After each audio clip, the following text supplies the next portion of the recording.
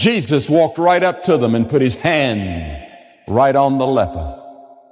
Can you imagine what that meant to that leper? I imagine years had gone by since a human hand had touched him, and Jesus touched him. And he was healed. The leprosy was gone. The healing touch of the hand of Jesus. Remember when he went to Peter's home? Peter's mother-in-law was sick nigh unto death. Jesus went in and took her by the hand. She got up and began to wait on the tables. The healing touch of Jesus, the man born blind. Jesus calls him to get a little dust from the earth, collects the saliva and puts it in the dust and makes a little salve and puts it on his eyes with his hands. And he's healed.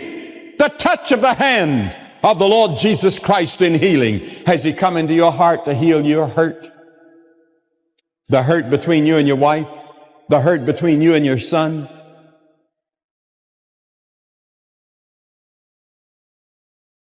The hurt between you and your brother? The hurt between you and your neighbor? The hurt of poverty out of a job?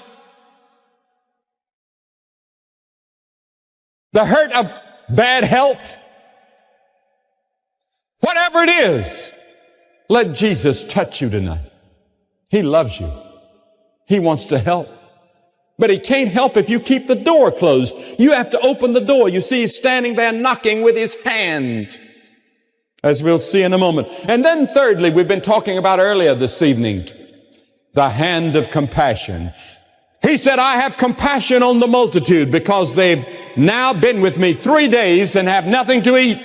So he said, feed them. The hungry people of the world. He has compassion on them. He has compassion on you tonight, in your need, in your hurt, in your place, in your suffering. And as he looked out over the city of Jerusalem, he had compassion on that great and magnificent city. He knew that judgment was in store for the city, and it says that he had compassion on them.